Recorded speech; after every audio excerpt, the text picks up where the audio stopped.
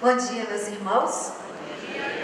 Olha, um plenário tão cheio como esse, tão bonito, eu vou dar mais uma chance e vou dar um bom dia. Eu quero um bom dia mais caloroso. Bom dia. Bom dia! Agora sim eu me sinto mais acolhida, a perna vai parar de tremer, vou ficar suando frio, sabendo que os irmãos estão aqui nessa manhã, junto conosco, para ouvir a mensagem que Deus colocou em nosso coração. Quero convidar você a abrir a sua Bíblia, no livro de Gênesis, no capítulo 21.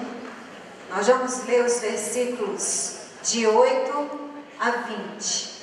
Gênesis 21, de 8 a 20. Diz assim a palavra de Deus: O menino cresceu e foi desmamado, e Abraão deu um grande banquete no dia em que Isaque desmamou. Sara viu que o filho que Agar, a egípcia, tinha dado a Abraão estava zombando de Isaque. Pelo que disse a Abraão: Manda embora essa serva e o seu filho, porque o filho dessa serva não será herdeiro com meu filho Isaque. Isso pareceu muito desagradável aos olhos de Abraão por causa do seu filho. Porém Deus disse a Abraão: Não considere isso muito desagradável aos teus olhos por causa do menino e por causa da tua serva. Atende a voz de Sara em tudo o que te diz, porque a tua descendência será reconhecida por meio de Isaque. Mas também farei uma nação do filho dessa serva, porque ele também é da tua descendência. Então Abraão levantou-se de manhã cedo e, tomando o pão e um cantil cheio d'água, deu-os a Agar, pondo-os sobre o ombro dela. Entregou-lhe também o menino e mandou embora. Ela partiu e foi andando errante pelo deserto de Berseba. Quando a água do cantil acabou, Agar deitou o menino debaixo de um arbusto e foi sentar-se em frente dele, a boa distância, cerca de um tiro de arco, porque dizia: Não quero ver o menino morrer. Então, sentada em frente dele, levantou a voz e chorou. Mas Deus ouviu a voz do menino, e o anjo de Deus chamou Agar desde o céu e disse: Que tens, Agar? Não temas, porque Deus ouviu a voz do menino desde o lugar onde ele está. Levanta-te, pega o menino, toma-o pela mão, porque farei dele uma grande nação. E Deus abriu-lhe os olhos, e ela viu um poço. Então foi encher o cantil de água e deu de beber ao menino. Deus estava com o menino, que cresceu, se tornou flecheiro, morando no deserto. Eu quero que você atente comigo para o versículo 27, a primeira parte dele. Deus ouviu a voz do menino. A Bíblia traz para nós uma realidade muito diferente, uma realidade social muito diferente dessa que a gente está vivendo agora. Nós estamos falando de um tempo de Velho Testamento, onde era comum socialmente as pessoas terem filhos e filhas de uma forma totalmente diferente dessa que a gente está tendo agora. Como você bem sabe, Sara, ela era estéril, não podia ter filhos. E era comum, era cultural, era lei da época, que uma mulher, se tivesse uma serva, ela poderia, por meio dessa serva, ter um filho, e o filho que essa serva tivesse seria da família. Isso parecia muito fácil na teoria, mas causava grandes conflitos familiares. E quando a gente pensa nos filhos, o lugar onde eles são evangelizados, no lugar onde eles conhecem a palavra de Deus, no lugar onde eles vão conhecer o Senhor, nós vamos chegar no ponto de pensar o que acontece quando as famílias falham. Tudo ia bem até o momento que Isaque nasceu. A promessa era de que o filho seria de Abraão e de Sara. Mas eles não esperaram. Talvez se anteciparam a promessa de Deus por dúvida, por ansiedade, por impulsividade, não sabemos o motivo. O fato é que eles não esperaram as promessas de Deus, não esperaram o tempo de Deus e providenciaram eles mesmos uma forma de resolver aquela situação. Uma família que falhou, uma família que falhou em ouvir a voz de Deus, uma família que falhou em perceber o tempo de Deus para aquela família. E quando as famílias falham, irmãos, a gente vai ver nos versículos 10, 11 e 14 que surgem conflitos familiares. Porque quando Isaque, o herdeiro da promessa, nasceu, as coisas ficaram difíceis para Ismael. Ismael já era um pré-adolescente, talvez já entrando aí nos seus 12, 13 anos, a gente não sabe exatamente a idade, mas já estava na adolescência. Ele começou a rir de Isaac, que estava sendo desmamado, e isso causou constrangimento em Sara. Certamente, nenhuma mãe gosta de ver outra criança, outra pessoa rindo do seu filho, principalmente, talvez, por ser filho concorrente. E Sara então resolve, esse menino vai embora. E fala para Abraão, manda embora esse menino. E quando as famílias falham, irmãos, quem sofre são as crianças. Quando surgem os conflitos familiares, quando as famílias começam a se desintegrar, quando pai e mãe não conseguem mais se relacionar, quando os casamentos se tornam descartáveis, os relacionamentos superficiais, quem sofre são as crianças. Surgem aflições e as crianças choram. Se você olhar nos versículos 15 e 17, você vai ver o resultado da falha que essas famílias cometeram.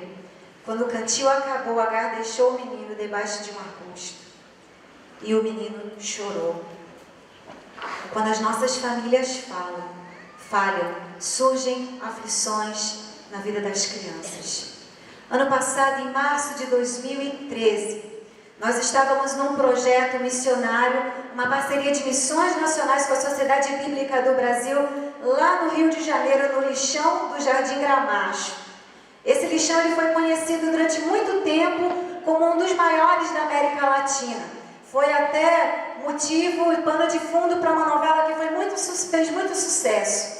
Mas na realidade, a história das famílias que viviam naquele lixão não era nada agradável e nada engraçado. E nós fomos lá desenvolver um projeto missionário, porque o lixão fechou, oficialmente o governo mandou encerrar as atividades daquele lugar, mas aquelas famílias não tinham para onde ir, elas permaneceram ali, vivendo ao redor do lixo. Fizemos um projeto missionário, encontramos famílias vivendo na mais profunda miséria. Mas quando eu falo para você de miséria, eu não estou falando apenas de miséria material, eu estou falando de miséria espiritual. O que é viver sem Jesus? A forma degradante que uma pessoa chega quando não tem Jesus no coração.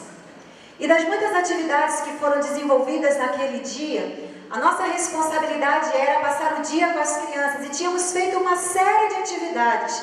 Tínhamos uma equipe grande de voluntários. E dentre as crianças que estavam lá, tinha um menino de 2 anos. Ele era bem pequenininho, mas a idade dele era de 2 anos. E esse menino chorava sem parar. Chorava.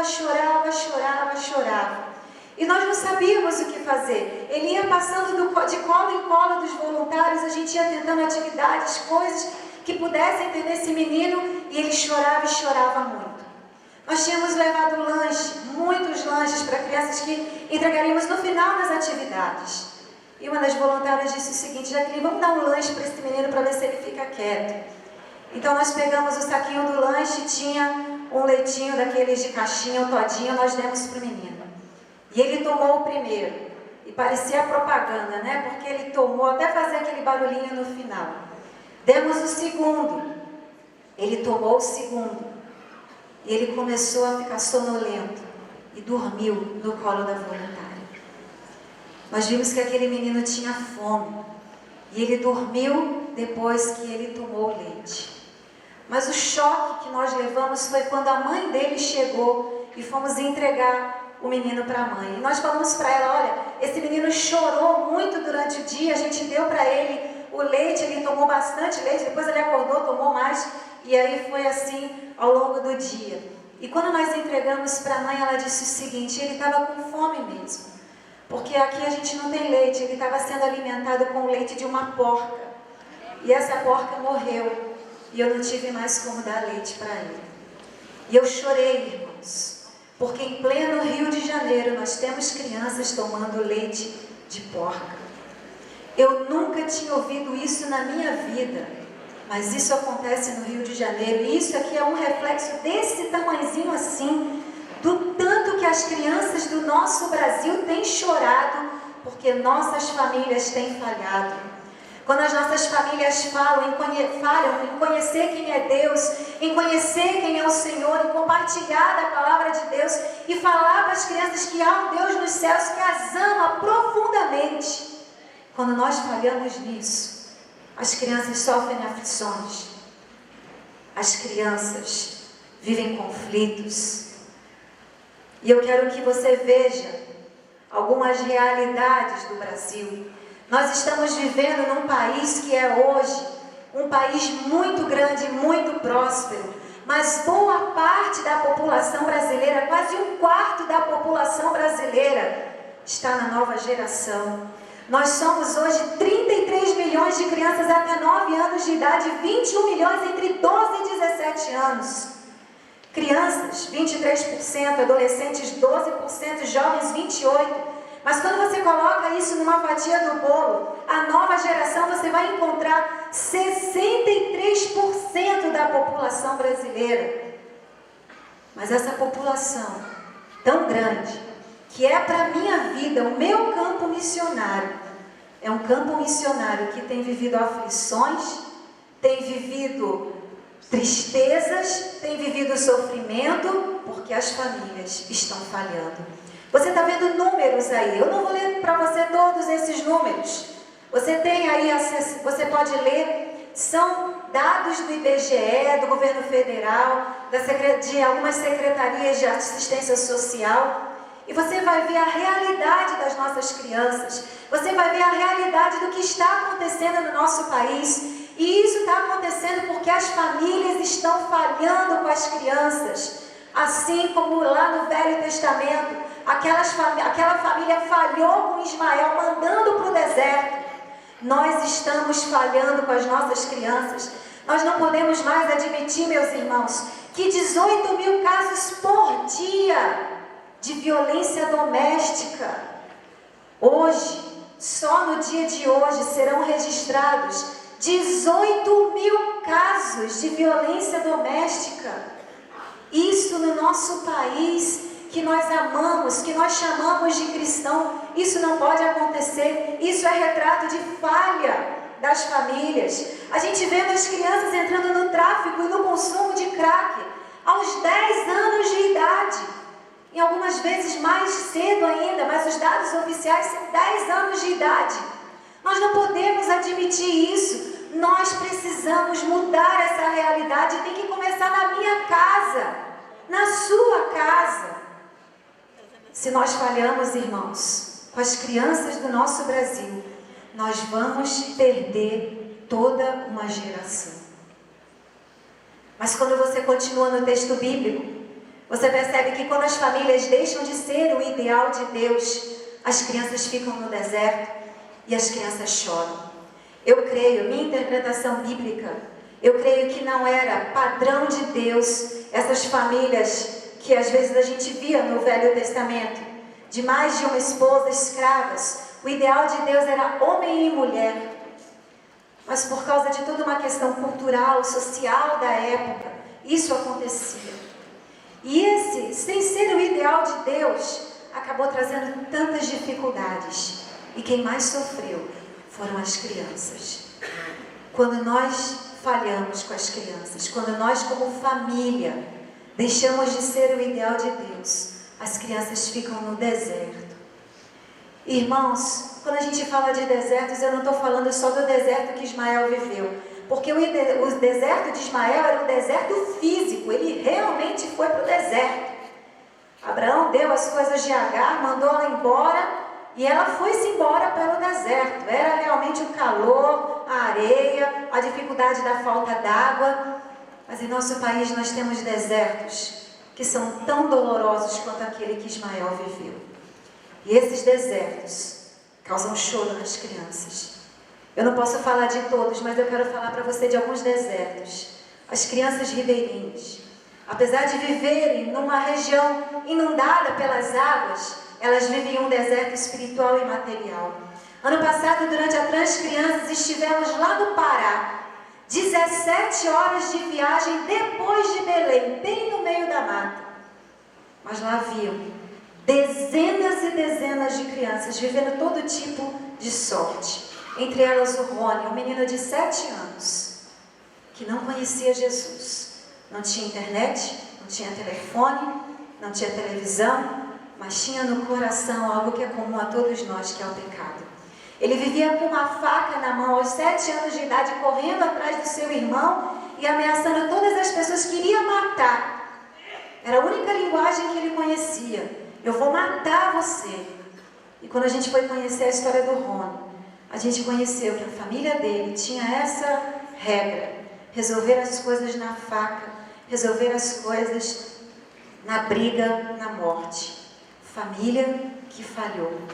Família que deixou de ser o ideal de Deus. Mas o Evangelho de Jesus chegou para o Rony. E durante a Transcrianças, uma das coisas que nós priorizamos foi falar individualmente com cada uma delas a respeito do plano da salvação.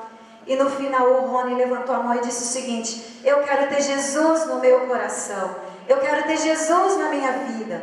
E ele começou e ficou conosco todo o período do projeto, fazendo estudo bíblico, aprendendo da palavra de Deus. No final do projeto eu cheguei para ele e falei assim: e aí, Rony, a gente vai embora, e você como é que vai ficar? E ele disse para mim: eu vou ficar com Jesus no meu coração. E eu disse para ele: mas e a faca? E a Tessana? O que você vai fazer com ela? Olha, tia, eu ainda sinto vontade de matar, mas eu não posso mais matar, porque Jesus agora está no meu coração. 7 anos, ele entendeu no deserto espiritual que ele vivia que Jesus é o Senhor.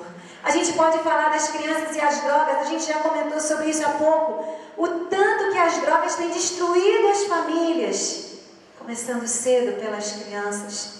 A religiosidade que tem assombrado e que tem se multiplicado no nosso país. A Federação Espírita Brasileira está trabalhando intensamente na evangelização de Allan Kardec. E sabe qual é o método que eles estão utilizando? A escola evangelizadora de Kardec aos sábados de manhã. Sabe qual é a estratégia deles? Ensinar as doutrinas de Allan Kardec para as crianças e ensinar as crianças a passar para os seus amigos a disciplina e as orientações de Kardec. Testemunhas de Jeová, você vai procurar na internet, você vai achar uma dezena de materiais escritos e elaborados em termos gráficos, em termos de produção literária, muito bons, de muito boa qualidade, mas ensinando doutrinas que não provêm da palavra de Deus.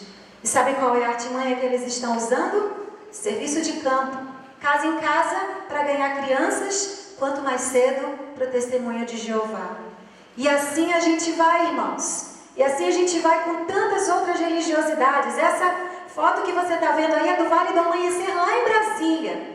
Crianças sendo preparadas para entrar no templo, onde elas estão sendo preparadas para incorporar espíritos. No Vale do Amanhecer. Mas lá no Vale do Amanhecer nós temos missionários que estão falando a essas crianças que há vida em Jesus. Quando as famílias deixam de ser o ideal de Deus, os desertos da religião invadem o coração das crianças e nós precisamos voltar a ser o ideal de Deus. Podemos falar da exploração sexual, podemos falar das crianças indígenas, do infanticídio que acontece no nosso país e que não é documentado. As dezenas de crianças deficientes físicas, indígenas, que quando nascem não podem ficar na tribo, muitas vezes morrem sem que ninguém saiba, porque eles são protegidos, a sua cultura são protegida.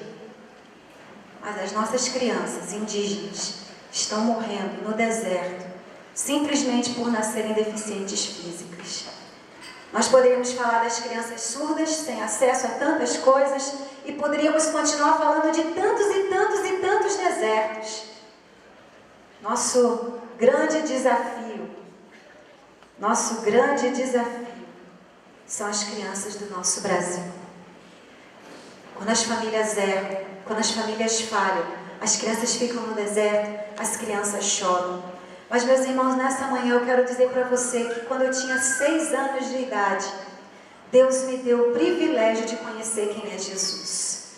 Eu vim de uma família, como o pastor Samuel apresentou, uma família cristã, onde nós nos sentávamos em volta da mesa para orar e para ler a palavra. Minha mãe fazia a gente memorizar versículos bíblicos. Sabe qual foi o meu primeiro versículo que eu falei na igreja?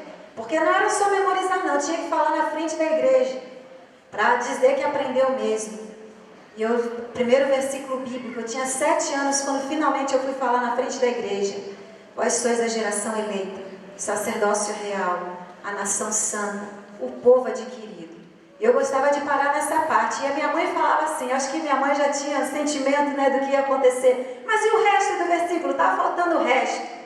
E aí eu tinha que completar. Para que anuncieis as virtudes daquele que vos chamou das trevas para a sua maravilhosa luz. Com 6 anos de idade eu conheci quem é Jesus. Eu sabia quem era Jesus e eu entreguei a minha vida a Jesus. E toda pessoa que entrega a vida a Jesus, o que ela quer? Ser batizada. E eu cheguei no domingo de manhã para falar com o meu pastor. Pastor Harold Renfro, já está com o Senhor. Missionário americano, era pastor da primeira igreja batista de Petrópolis. E eu cheguei para aquele pastor, ele parecia um gigante, americano, alto, vestia um terno cinza, uma gravata meio vermelha, meio pro vinho, e eu cutuquei no terno dele e falei, pastor, eu quero ser batizada. E ele com aquele sotaque meio americano, né, oh, você é muito jovem para ser batizada. E eu, pastor, mas eu já aceitei Jesus no coração. E ele disse, mas é muito cedo, você é muito pequena, espere um pouco. E às vezes Deus já coloca na gente um temperamento, né? E eu já perguntei para ele assim, esperar até quando? Ele disse, pelo menos até os 7. Mas eu esqueci essa parte que o pastor falou, pelo menos, e gravei os 7. E você já falou para a criança esperar? Você já falou para uma criança esperar? Parece uma eternidade. Eu esperei aquele ano inteiro fazer 7 anos. Não vou contar o ano, evidentemente, para vocês não fazerem as contas. Mas no dia 25 de novembro daquele ano, eu fiz 7 anos. E eu fui correndo na igreja quando eu cheguei e eu falei para o pastor, pastor, eu quero ser batizada, eu já tenho 7 anos. E o pastor me pegou no colo, eu tinha falado para ele primeiro que eu tinha feito aniversário, ele me abraçou, me deu parabéns, eu queria ouvir dele, pode ser batizada. E eu insisti, pastor, eu já tenho 7 anos, eu quero ser batizada. Ele chamou meu pai, chamou minha mãe. Conversamos ali, ele perguntou, por que você quer ser batizada? Eu disse, porque eu aceitei Jesus no meu coração. E eu fui batizada 1 mês depois, na primeira igreja batista de Petrópolis. Não conseguia nem colocar o pé no chão no batistério. Mas eu fui batizada, porque eu sabia que Jesus é o meu Senhor. Aos 9 anos de idade, 2 anos depois, eu estava num acampamento de mensageiras do rei, lá em Rio Bonito, acampamento Batista Fluminense.